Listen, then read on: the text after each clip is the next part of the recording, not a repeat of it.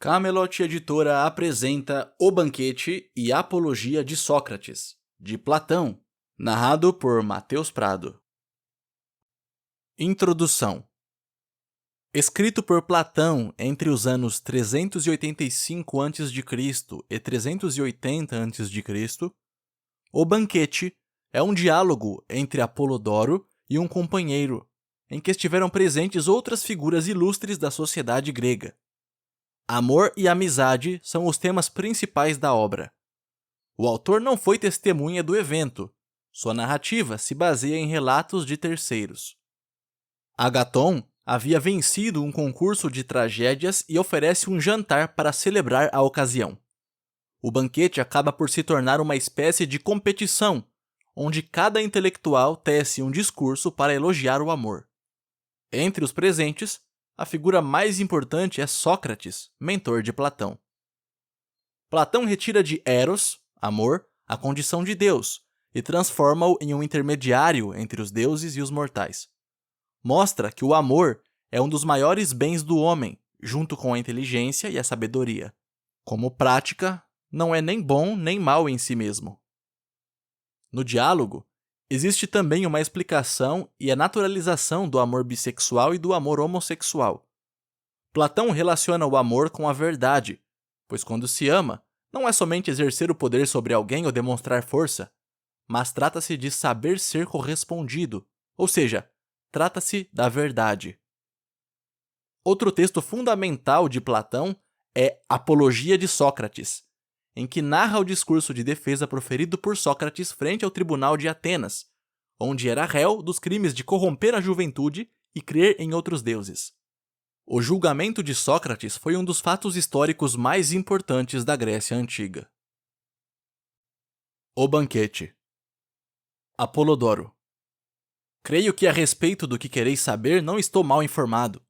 Com efeito, subia eu há pouco à cidade, vindo de minha casa em Falero, quando um conhecido atrás de mim avistou-me e de longe chamou, exclamando em tom de brincadeira: "Falerino!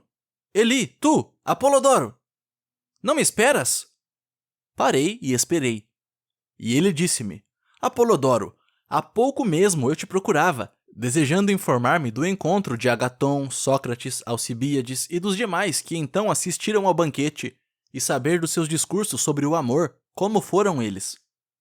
Uma outra pessoa me contou que os tinha ouvido de Fênix, o filho de Filipe, e que disse que também tu sabias. Ele nada tinha de claro a dizer. Conta-me, então, pois és o mais apontado a relatar as palavras do teu companheiro. E antes de tudo, continuou, dize-me se tu mesmo estiveste presente àquele encontro ou não. E eu respondi-lhe: é muitíssimo provável que nada de claro te contou teu narrador, se presumes que há pouco que se realizou esse encontro de que me falas, de modo a também eu estar presente. Presumo, sim, disse ele. De onde é, ó Glauco? Tornei-lhe. Não sabes que há muitos anos Agaton não está na terra? E desde que eu frequento Sócrates, e tenho o cuidado de cada dia saber o que ele diz ou faz, ainda não se passaram 3 anos?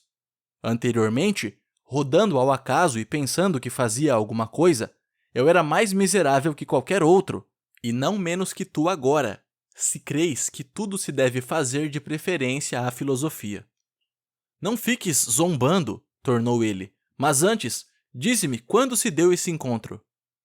Quando éramos crianças ainda, respondi-lhe, e com sua própria tragédia, Agaton vencera o concurso, um dia depois de ter sacrificado pela vitória ele e os coristas. Faz muito tempo então, ao que parece, disse ele. Mas quem te contou, o próprio Sócrates? Não, por Zeus, respondi-lhe, mas o que justamente contou a Fênix. Foi um certo Aristodemo, de Citadeneão, pequeno, sempre descalço. Ele assistira à reunião. Amante de Sócrates que era, dos mais fervorosos a meu ver. Não deixei de interrogar o próprio Sócrates sobre a narração que lhe ouvi, e este me confirmou o que o outro me contara. Por que então não me contaste? Tornou-me ele. Perfeitamente apropriado é o caminho da cidade a que falem e ouçam os que nele transitam. E assim é que, enquanto caminhávamos, fazíamos nossa conversa girar sobre isso, de modo que, como disse ao início, não me encontro sem preparo. Se é preciso que também a vós vos conte, devo fazê-lo. Eu, aliás, quando sobre filosofia digo eu mesmo algumas palavras, ou as ouço de outro, afora o proveito que creio tirar, alegro-me ao extremo. Quando, porém, se trata de outros assuntos, sobretudo dos vossos, de homens ricos e negociantes, a mim mesmo me irrito e de vós me apiedo, os meus companheiros, que pensais fazer algo quando nada fazeis. Talvez também vós me considereis infeliz, e creio que é verdade o que presumis. Eu, todavia, quanto a vós, não presumo, mas bem sei. Companheiro. Não mudas nunca, Apolodoro. Sempre te estás maldizendo, assim como aos outros, e me parece que assim sem mais consideras a todos os outros infelizes, salvo Sócrates e a começar por ti mesmo. Donde é que pegaste esse apelido de mole, não sei eu, pois em tuas conversas é sempre assim, contigo e com os outros esbravejas, exceto com Sócrates. Apolodoro. Caríssimo, e é assim tão evidente que, pensando desse modo tanto de mim como de ti, estou eu delirando e desatinando? Companheiro. Não vale a pena, Apolodoro, brigar por isso agora. Ao contrário, o que eu te pedia, não deixes de fazê-lo. Conta quais foram os discursos. Apolodoro. Foram eles em verdade mais ou menos assim. Mas antes é do começo, conforme me ia contando Aristodemo, que também eu tentarei contar-vos. Disse ele que o encontrara Sócrates, banhado e calçado com as sandálias, o que poucas vezes fazia. Perguntou-lhe então onde ia assim tão bonito. Respondeu-lhe Sócrates: ao jantar em casa de Agaton. Ontem eu o evitei nas cerimônias da vitória, por meio da multidão, mas concordei em comparecer hoje. E eis porque me embelezei assim, a fim de ir belo à casa de um belo. E tu, disse ele, que tal te dispores a ir sem convite ao jantar? Como quiseres, tomou-lhe o outro. Segue-me então, continuou Sócrates, e estraguemos o provérbio, alterando-o assim: a festins de bravos, bravos vão livremente. Ora, Homero parece não só estragar, mas até desrespeitar esse provérbio, pois tendo feito de Agamenão um homem excepcionalmente bravo na guerra e de Menelau um mole lanceiro no momento em que Agamenon fazia um sacrifício e se banqueteava, ele imaginou Menelau chegado sem convite, um mais fraco ao festim de um mais bravo. Ao ouvir isso, o outro disse: é provável, todavia, ó Sócrates, que não como tu dizes, mas como Homero, eu esteja para ir como um vulgar ao festim de um sábio, sem convite. Vê então, se me levas, o que deves dizer por mim, pois não concordarei em chegar sem convite, mas sim convidado por ti. Pondo-nos os dois a caminho, disse Sócrates, decidiremos o que dizer. Avante! Após se entreterem em tais conversas, dizia Aristodemo, eles partem. Sócrates, então, como que ocupando o seu espírito consigo mesmo, caminhava atrasado, e como o outro se detivesse para aguardá-lo, ele lhe pede que avance. Chegado à casa de Agaton, encontra a porta aberta, e aí lhe ocorre, dizia ele, um incidente cômico, pois logo vem-lhe ao encontro, lá de dentro, um dos servos, que o leva onde se reclinavam os outros, e assim ele os encontra no momento de se servirem. Logo que o viu, Agaton exclamou: Aristodemo! Em boa hora chegas para jantares conosco? Se vieste por algum outro motivo, deixa-o para depois, pois ontem eu te procurava para te convidar e não fui capaz de te ver. Mas, e Sócrates, como é que não nos trazes? Voltando-me então, prosseguiu ele: em parte alguma vejo Sócrates a me seguir. Disse-lhe eu então que vinha com Sócrates, por ele convidado ao jantar. Muito bem fizeste, disse Agaton. Mas onde está esse homem? Há pouco ele vinha atrás de mim. Eu próprio pergunto espantado onde estaria ele. Não vais procurar Sócrates e trazê-lo aqui, menino? Exclamou Agaton. E tu, Aristodemo, reclina-te ao lado de Erisímaco. Enquanto o servo lhe faz ablução para que se ponha à mesa, vem um outro anunciar. Esse Sócrates retirou-se em frente dos vizinhos e parou, por mais que eu o chame, não quer entrar. É estranho o que dizes, exclamou Agaton. Vai chamá-lo, e não o largues. Disse então Aristodemo. Mas não, deixai-o. É um hábito seu esse. Às vezes, retira-se onde quer que se encontre e fica parado. Virá logo, porém, segundo creio. Não incomodeis, portanto, mas deixai-o. Pois bem, que assim se faça, se é teu parecer, tornou Agaton. E vocês, meninos, atendam aos convivas. Vocês bem servem o que lhes apraz quando ninguém os vigia, o que jamais fiz. Agora, portanto, como se também eu fosse por vocês convidado ao jantar, como estes outros, sirvam-nos a fim de que os louvemos. Depois disso, continuou Aristodemo, puseram-se a jantar, sem que Sócrates entrasse. Agaton muitas vezes manda chamá-lo, mas o amigo não o deixa. Enfim, ele chega, sem ter demorado muito como era seu costume, mas exatamente quando estavam no meio da refeição. Agaton, que se encontrava reclinado sozinho no último leito, exclama: Aqui, Sócrates! Reclina-te ao meu lado, a fim de que ao teu contato desfrute eu da sábia ideia que te ocorreu em frente de casa. Pois é evidente que a encontraste e que a tens, pois não terias desistido antes. Sócrates, então, senta-se e diz: Seria bom, Agaton, se de tal natureza fosse a sabedoria, que do mais cheio escorresse ao mais vazio, quando um ao outro nos tocássemos, como a água dos copos, que pelo fio de lã escorre do mais cheio ao mais vazio. Se é assim também a sabedoria, muito aprecio reclinar-me ao teu lado, pois creio que de ti serei cumulado com uma vasta e bela sabedoria. A minha seria um tanto ordinária, ou mesmo duvidosa como que um sonho, enquanto que a tua é brilhante e muito desenvolvida. Ela que de tua mocidade tão intensamente brilhou, tornando-se anteontem manifesta a mais de 30.000 gregos que a testemunharam. És um insolente, ó Sócrates, disse Agaton. Quanto a isso, logo mais decidiremos eu e tu da nossa sabedoria, tomando Dionísio por juiz. Agora, porém, primeiro, apronta-te para o jantar. Depois disso, reclinou-se Sócrates e jantou como os outros. Fizeram então libações, e depois dos hinos ao deus e dos ritos de costume, voltaram-se à bebida. Pausânias, então, começa a falar mais ou menos assim. Bem, senhores, qual o modo mais cômodo de bebermos? Eu, por mim, digo-vos que estou muito indisposto com a bebedeira de ontem e preciso tomar fôlego. E creio que também a maioria dos senhores, pois estáveis lá. Vede então de que modo poderíamos beber o mais comodamente possível. Aristófanes disse então: É bom o que dizes, Pausânias, que de qualquer modo arranjaremos um meio de facilitar a bebida, pois também eu sou dos que ontem nela se afogaram. Ouviu-os Erisímaco, o filho de Acúmeno, e lhes disse: Tendes razão, mas de um de vós ainda preciso ouvir como se sente para resistir à bebida, não é, Agaton? Absolutamente, disse este. Também eu não me sinto capaz. Uma bela ocasião seria para nós, ao que parece, continuou Erisímaco.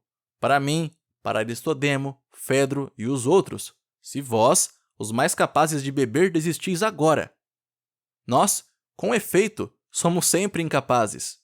Quanto a Sócrates, eu excetuo o que digo, que ele é capaz de ambas as coisas e se contentará com o que quer que fizermos. Ora, como nenhum dos presentes parece disposto a beber muito vinho, talvez, se a respeito do que é a embriaguez eu dissesse o que ela é, seria menos desagradável, pois para mim, eis uma evidência que me veio da prática da medicina. Esse é um mal terrível para os homens, a embriaguez, e nem eu próprio desejaria beber muito, nem a outro eu o aconselharia, sobretudo a quem está com ressaca da véspera. Na verdade, exclamou a seguir Fedro de Mirrinote, eu costumo dar-te atenção, principalmente em tudo aquilo que dizes de medicina, e agora, se bem decidirem, outros também o farão.